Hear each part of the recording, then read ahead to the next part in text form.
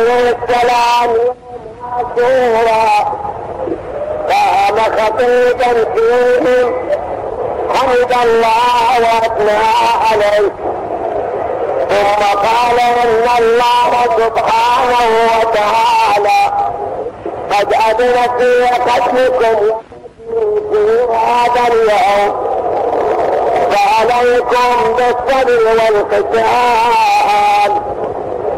ثم صفهم للحرب وكانوا 77 ما بين فارس وراجل، فجعل زهير بن القيس الميمنة وحبيب بن مظاهر في الميسرة، وأعطى رايته أخاه العباس، وثبته عليه السلام وأهل بيته في القلب. وأقبل عمر بن سعد نحو الحسين على أقل الروايات في 30,000، وعلى الميمن عمرو بن الحجاج الزبيدي، وعلى الميسرة حمر بن جيشا، وعلى الخيل عذرة بن قائد، وعلى الرجاء حمد بن ربعي، والراية مع زياد مولاه. وأقبلوا يجولون حول البيوت فيرون النار تنطلق في الخندق، فنادى شمر بأعلى صوته يا حسين تعجلت بالنار قبل يوم القيامة. فقال الحسين من هذا؟ كأنه شمر بن الجوشن. قيل نعم. فقال له يا ابن راعية المعزى أنت أولى بها مني كليا. وران مسلم بن عوكبة أن يرميه بسام فمنعه الحسين، وقال أكره أن أبدأهم بقتال. ولما نظر الحسين إلى جمعهم كأنه الصائم رفع يديه بالدعاء وقال اللهم أنت ثقتي في كل كيد ورجائي في كل شدة، وأنت لي في كل أمر نزل بي ثقة وعزة. جنون أمن يضعف فيه الفؤاد وتقول فيه الحيلة، ويحمل فيه الصديق ويشمت فيه العدو. أنزلته بك وشكوت إليك رغبة مني إليك عم الفؤاد، وكشفته وقربته، فأنت ولي كل نعمة ومنتهى كل رغبة. ثم دعا براحلته فركبها ونادى بصوت عالي يسمعه بهم أيها الناس اسمعوا قولي ولا تعجلوا حتى أعظكم بما هو حق لكم علي، وحتى أعتذر إليكم من نقضه عليكم، فإن قبلتم عني وصدقتم خيري وآتيتموني النصر من أنفسكم كنتم بذلك أسعد، ولم يكن لكم علي سبيل. وإن لم تقبلوا مني العذر ولم تعطوا النصر من أنفسكم فاجمعوا أمركم وشركاءكم ثم لا يكن أمركم عليكم غمة، ثم اقضوا إلي ولا تنظرون. إن ولي الله الذي نزل الكتاب وهو يتولى الصالحين.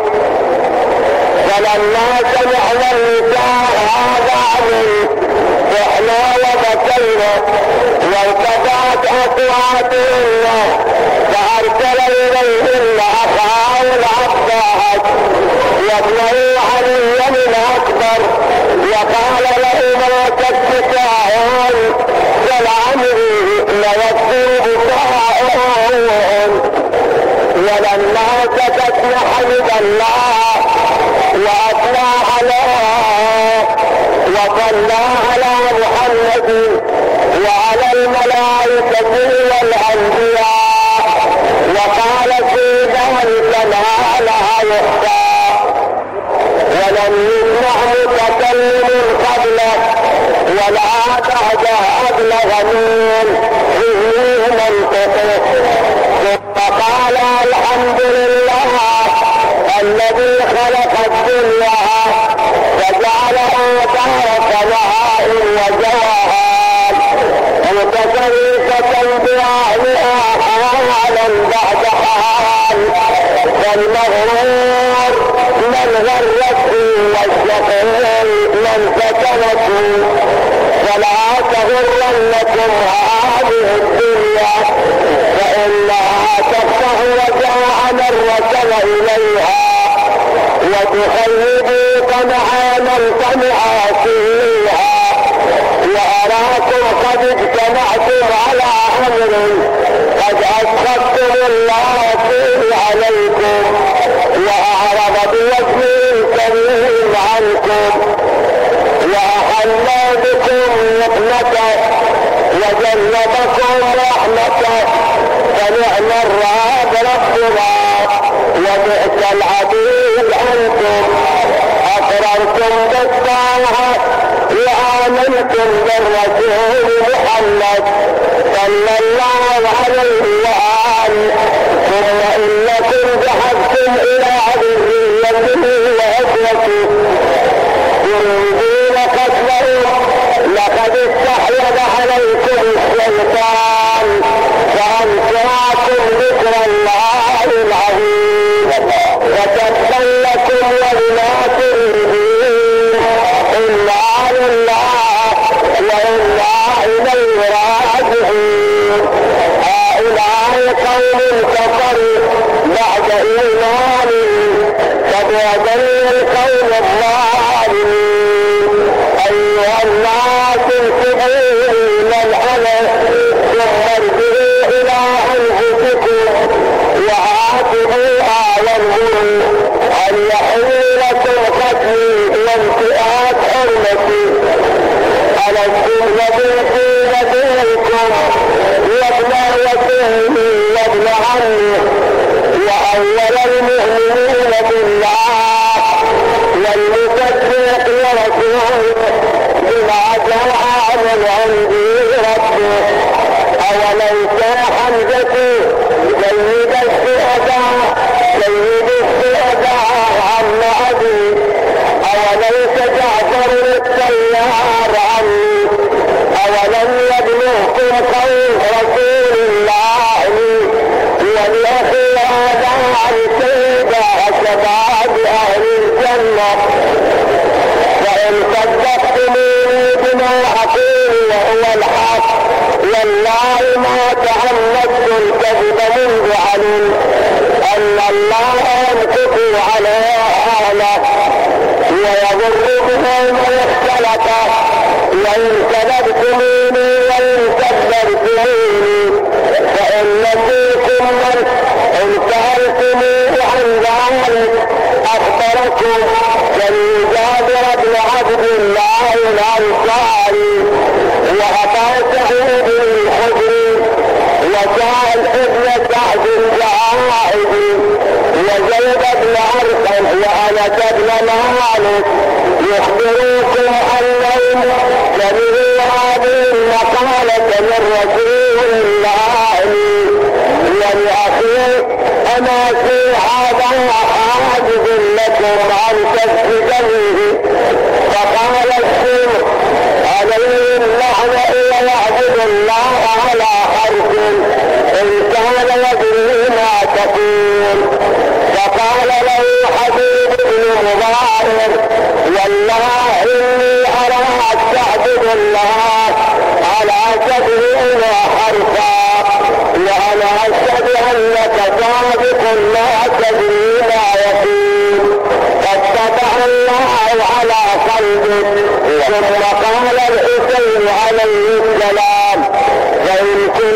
في شك من هذا القول فستشكون الابن بنت نبيكم فوالله ما بين المشرق والمغرب ابن بنت نبي غير فيكم ولا في غيركم ويحكم فتكذبون بكثير منكم فتلقوا أو مال لكم جالته أو بقطاع الصراحة فأخذوا لا يكذبونه فنادى يا شبكة بن البيت ويا حجار بن البر ويا قيس بن الأسعد ويا زيد بن الحارث ألم تسمعوا إلي أن أخبر قد أولعت الثمار يحضر الجماعات وإنما تخدم على جندلة الجنة فقالوا لم نفعل فقال سبحان الله بلى والله لقد فعلتم ثم قال الناس إذا كرهتموني فدعوني أنصرف عنكم إلى مهله من الأرض وإنما قال هذا القول إسلاما للحجة عليهم وإلا إلى عالم بنوبه مصرعه ومحال مكتبه كما أخبر جده وأبوه وأخبر بنفسه في المدينة وفي مكة وعنده إلى كربلاء فقال له قيس بن الأسعد أولا تنزل على ابن بني عمك فإنهم لن إلا ما تحب ولن يصل إليك منهم مطلوب فقال الحسين عليه السلام أنت أخي أخيك أتريد أن يطلبك بني هاشم أكثر من بني السوري عقيل لا والله لا أعطيهم بيدي وأتعهد به ولا أسر فرار العزيز ولا أسر إقرار العزيز عباد الله إني عذت بربي وربكم أن ترجعون أعوذ بربي وربكم من كل متكبر لا يؤمن بيوم الحساب ثم أناخ راحلته وأمر عقبة ابنة الآن فأقلها وأقبل القوم يزحفون نحوه وكان فيهم عبد الله بن حمزة التميمي فصاح أخيكم حسين وفي الثالث قال أصحاب الحسين هذا الحسين فما تريد قال يا حسين أبشر بالله قال الحسين كذب بل أقدم على رب الغفور المطاع نسيح فمن أنت قال ابن حمزة فرفع الحسين يده حتى بان دواه ابطل وقال اللهم اذه إلى النار فغضب ابن حمزة وأفهم الفرس إليه وكان بينهما نهر فعلقت قدمه بالركاب وجالت به الفرس فسكت عنها وانقطعت قدمه وجاءته وفخذه وبقي جانبه الآخر معلقا بالركاب وأخذت الفرس تغرب به كل حجر وشجر حتى نهت قال مسروق بن وائل الحضرمي كنت في أول الخيل التي تقدمت لحرب الحسين لعلي أن أصيب رأس الحسين فأحضى به عند ابن زياد فلما رأيت ما في العرب بن حمزة عرفت أن لأهل هذا البيت حرمة ومنزلة عند الله وتركت فجمعت الناس وقلت لا قاتلتهم فأكون في النهار. وخرج إليهم زهير بن القائم على فرس دليل وهو ساكن في السلاح، فقال يا أهل الكوفة نذار لكم من عذاب الله، نذاري حقا على المسلم، إن حقا على المسلم نصيحة أخيه المسلم، ونحن حتى الآن إخوة على دين واحد ما لم يقع بيننا وبينكم السيف، وأنتم من نصيحة الله، فإذا وقع السيف انقطعت العدلة وكنا أمة وأنتم أمة. إن الله ابتلانا وإياكم بذرية نبيه محمد لينظر ما نحن وأنتم عاملون. إنا ندعوكم إلى رسول وخذلان الطاغية يزيد وهدى الله ابن زياد، فإنكم لا تدركون منهما إلا في أمر سلطانهما، ليكونان يحييكم ويقطعان أيديكم وأرجلكم ويمثلان بكم ويرفعانكم على جذوع النخل ويقتلان أماكنكم وقراءكم. أمثال الحزب بن عزيز وأصحابه وعامر بن عروة وأتباعه فسبحوا وأثنوا على عبيد الله بن زياد ودعونا وقالوا لا نبرح حتى نقتل صاحبك ومن معه أو نبعث به وبأصحابه إلى عبيد الله بن زياد في الله.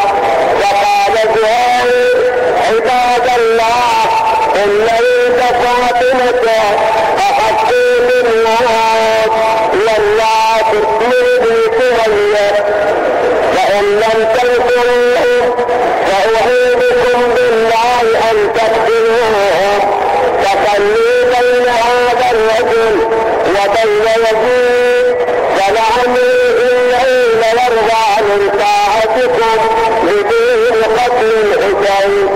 فرماه الشمر بسهم وقال السيف حسك الله لعنتك، أكرمتنا بكثرة كلامك.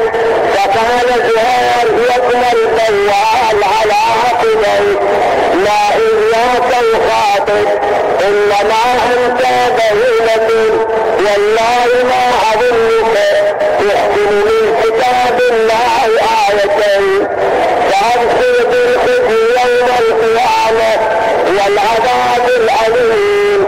فقال الشيخ إن الله قاتلك وصاحبك عن ساعتي. فقال زهير أفبالموت بخيري، فوالله بالموت للموت مع أحد إلي من الخوف معكم.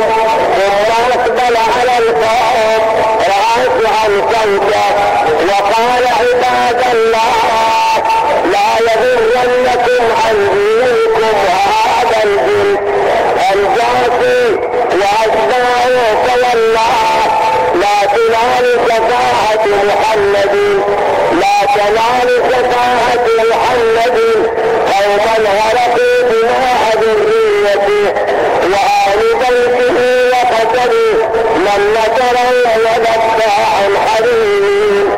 فناداه رجل من أصحابه إن أبا عبد الله يقيلة عقد، فلعمري لهم نفحا قومه وأبلغ في الدعاء، فلقد نفحت يا إله وأبلغت ليلة النصح والإطلاق.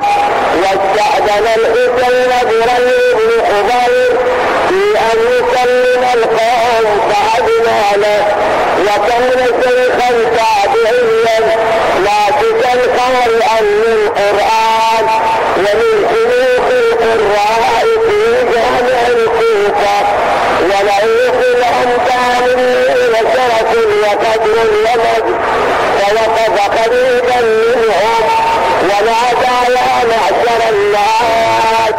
إن الله بعث محمدا بشيرا ونذيرا وداعيا إلى الله وسراجا منيرا. وهذا نوع القرآن تقع في خنازير السواد وكلابه، وقد حيل بينه وبين ابن رسول الله أفجزاء محمد هذا. فقالوا يا بلال قد أكثرت الكلام فاصرف عنا، فوالله لوعدك الحسين كما أتت من كان قبله. قال يا قوم وقال محمد قد أصبح بين أظهركم وهؤلاء ذريته وأسرته وبناته وحرمه، فأعطوا ما عندكم وما الذي تريدون أن تطلعوا الدين. فقالوا نريد أن نمثل منكم الأمير عبيد الله بن زياد فيرى فيهم رأيه. قال أفلا تقبلون منهم أن يرجعوا إلى المكان الذي جاءوا منه؟ ويلكم يا أهل الكوفة أنسيتم كتبكم وعهودكم التي أهديتموها وأشهدتم الله عليها. ويلكم أدعيتم أهل بيت نبيكم وزعمتم أنكم تقتلون أنفسكم دينهم، حتى إذا أتيتم أسلمتموهم إلى ابن زياد وحلعتموهم عن نهر الفرات. بئس ما خلقتم نبيكم في ذريته ما لكم لا الله يوم القيامة، فبئس القوم أنتم. فقال له نفر منهم يا هذا ما ندري ما تقول. قال الحمد لله الذي زادني فيكم بصيرة، اللهم إني أبرأ إليك من فعال القوم، اللهم ألقي بأسهم بينهم حتى يلقوك وأنت عليهم غضبان. فجعل القوم يرمونه بالسهام فتكهكر أن رجع إلى ورائه. ثم إن الحسين ركبا فرجه وأخذا مصحفا ونزله على رأسه فاستنصتهم فنكتوا فحمد الله وأثنى عليه وذكره بما هو عنه وصلى على محمد وعلى الملائكة والأنبياء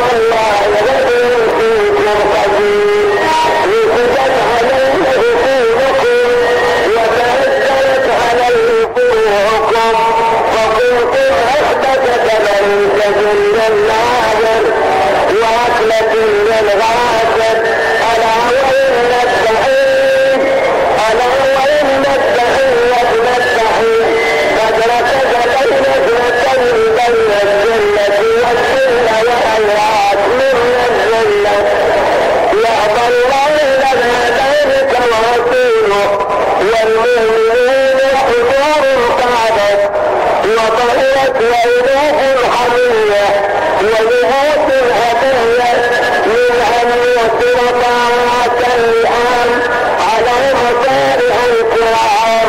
ألا وإني جاحظ بآله الهجرة مع قلة العدد وخلال العصير. ثم تنزل كلام الله عليه بقول الشاعر فإن نهزم فهزمون قسما وإن نغلق فغير مغلدين وما إن تبعنا جبن ولكن منايانا ودولة آخرين. إذا من معترض فعاله لكن تناسبه على خط آخرين فأصل ذلكم ثروات قومي كما أصل القرون الأولين. فلو خلق الملوك إذا خلقنا ولو بقي الملوك إذا بقينا فكل السالكين بما أسلكوا سيلقى السالكون كما لقينا.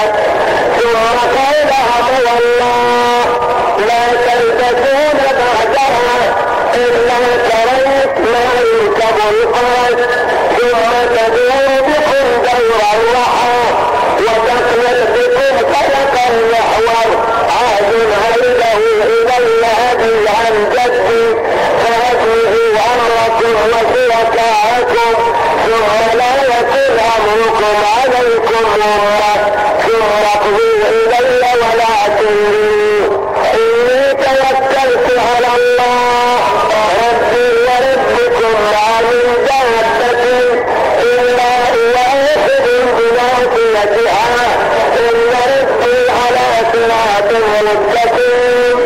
اللهم احبس عنهم قدر السماء وابعث عليهم سنين كسنين يوسف وسلط عليهم غلام ثقيل يسقيهم كأسا مفضلة فإنهم كذبونا وخذلونا وأنت ربنا عليك توكلنا وإليك أنبنا وإليك المصير. ثم نزل عليه السلام ودعا بخاطرة الله صلى الله عليه وآله المرتجل فركبه وهدى أصحابه للقتال يتقدم عمرو بن كعب نحو عسكر الحسين بسهل وقال سبيلي عند الأمير إني أول من ضرب بالسهم وأقبلت السهام من القوم كأنها المطر فقال عليه السلام لأصحابه كونوا رحمكم الله إلى الموت الذين أبدانا فإن هذه السهام قتل القوم إليكم فاقتتلوا ساعة من النهار حملوا حملة وحملة حتى قتل من أصحاب الحسين 50 نفر.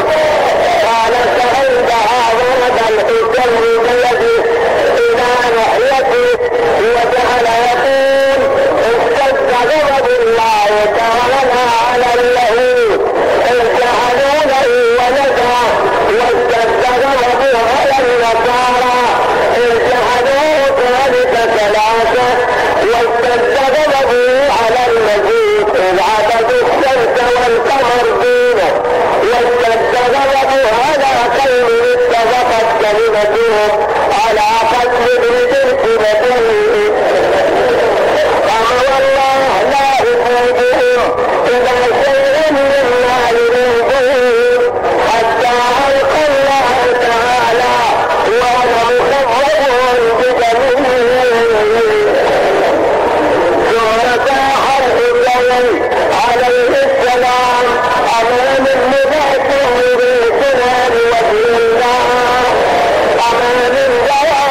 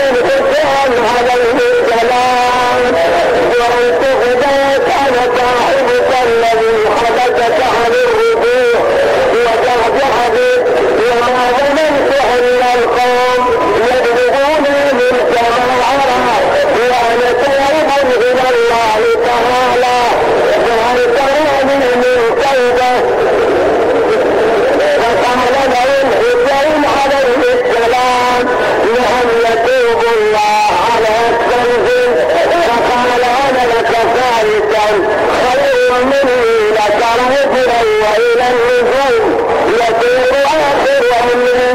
ثم قال فإذا كنت أول من خرج على إطلاع ذنبي أنا أقول أول فتيل بين يدي لعلي أكون ممن يكافئ جدك محمدا صلى الله عليه وآله يوم القيامة. فقال عليه السلام الذي تختم ما بين القوم طوعهم فلم يتخذوا ونفعهم فلم ينفع فيهم النصر. ومن بعد ذلك استعجل من الإيمان في قتالهم أذن له خبر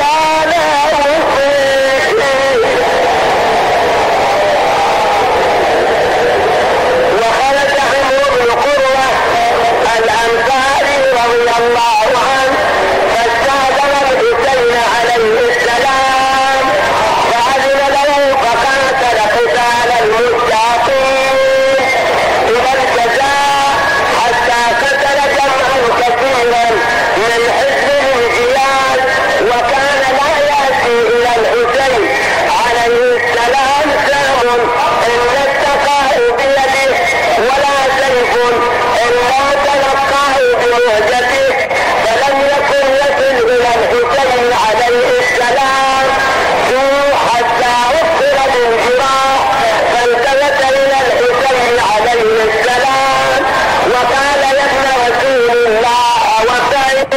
فقال نعم انت امامي في الجنه.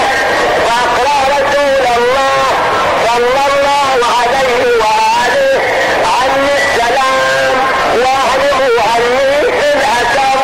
فقاتل حتى قتل، ثم خرج زيد مولى ابي ذر رضي الله عنه وكان عبدا اسودا، فقال له الحسين عليه السلام انت في اذن مني، فانما تبعتنا طلبا العافيه فلا تبتلي بطريقتنا. فقال يا ابن رسول الله انا في الرخاء ابحث قطاعكم وفي الشده اخبركم، والله ان ريحي لنسم وان حسبي للئيم ولوني لاسود، فتلذت علي في الجنه حتى يطيب ريحي ويشوف حسبي ويتلام وجهي. لا والله لا افارقكم حتى يختلط هذا الدم الاسود مع دمائكم. ثم قاتل حتى قتل رحمه الله. ثم خرج عمر بن خالد العبداوي فقال للحسين عليه السلام يا ابا عبد الله جعلت فداك، قد هممت ان الحق باصحابك وكرهت ان اتخلف فاراك وحيدا فريدا بين ذلك قتيلا. فقال له الحسين تقدمت انا لاحقون. اذا بعد ساعه فتقدم فقاتل حتى قتل رضوان الله عليه.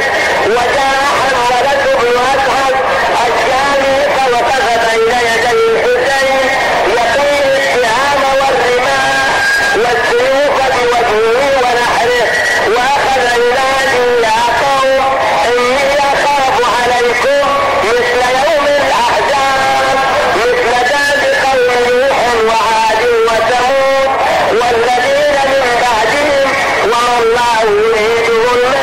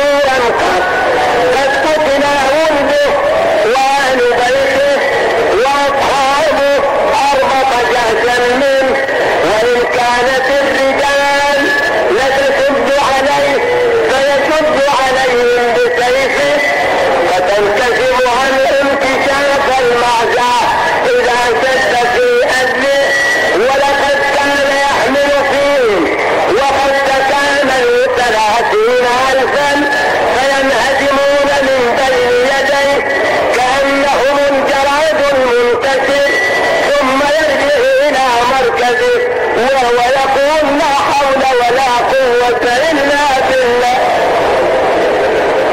ولم يزل يقاتل حتى حالوا بينه وبين رحله، فصاح ويلكم يا شيعة آل أبي سفيان إن لم يكن لكم دين وكنتم لا تخافون المعاد فكونوا أحرارا في دنياكم هذه وارجعوا إلى أحسابكم إن كنتم غربا كما تزعمون. فناداه جمر ما تقول يا ابن فاطمة؟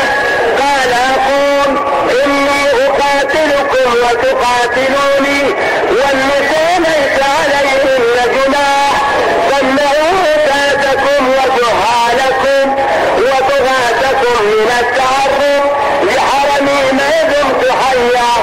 فقال جمر كذلك يا ابن فاطمة، فقصده بالحرب فجعل يحمل عليهم ويحملون عليه وهو يقول وهو في ذلك يطلب شربة من ماء فلا يجد حتى أصابه 72 جرحا فوقف يستريح ساعة وقد ضعف عن القتال.